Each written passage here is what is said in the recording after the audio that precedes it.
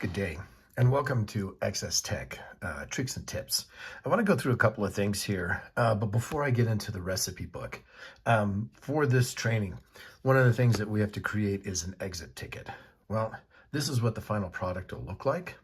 However, this will be the block that we actually start with. So we're going to start setting this up. However, before we get there, one of the things I think students should do is get a piece of graph paper. And from that piece of graph paper, fold it into quadrants. And this will help us start to understand quadrants of positive, positive, negative, negative, negative, positive, and positive, negative. Now, this is kind of that visual representation that hopefully gets us a better understanding. Then eventually we're going to throw in this in terms of X, Y, Z. But what we really want to focus on is, can we do most of our work here? However, there will be some negative movements as we go through, depending on where our work coordinate offset, WCO, is originally set. So we're going to do everything at 0, 0 here, and then this will be our working field on the milling machine table. So let's go ahead and get started here.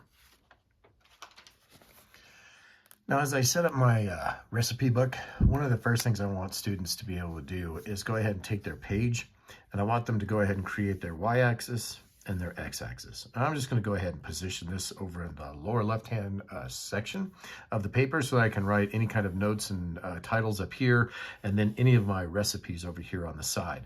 And I'll explain why the drawing will be crucial in terms of setting up all of our x, y start and end points. But this will be huge in terms of being able to get kids started.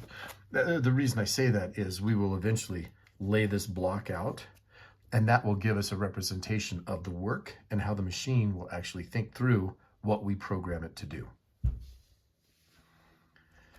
All right, so for the exit ticket, in order to not distract class, I'm going to do everything in metric.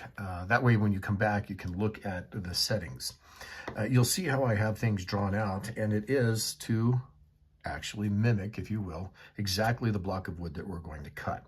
A couple of notes that I want to talk about is when we set this up, we're going to set up a buffer zone on each side. I even mark it knowing that I'm going to have clamps. And I'm going to have this at about 3/4 of an inch based off of the imperial, otherwise known as, say, 19.5, 20 millimeters off to the edge. So I'm going to go ahead and mark that off with my dotted line. And this will just keep us safe before we start doing any of our work. The first thing I want to do, just in case the wood's not perfect, is once I have it clamped in, I'm going to do a facing pattern. And so I'm going to go ahead and mark this. So let's go ahead and actually take out our measurements. I'm going to just draw the lines down because, in a sense, I have this centered. And I want to be able to, one, face the top and then do a profile outside edge so that I start adding depth to this. And I can then face it off of the backside, and then I will be able to separate it from my piece of wood. So let's go ahead and talk about the facing. So again, this is our end product that we're wanting to work with. This is our starting block. And then these are all of the measurements that I have through here. And let me explain a couple of things. So we want to start cutting right away from that clamp edge. So we have a 19 mil or a 20 mil clearance away from that edge of 0, 0. So again, our starting point, we're going to be looking right here, and then everything's referenced off of here. So if I come up here and I look, my X start, I'm just going to go ahead and put 20 millimeters.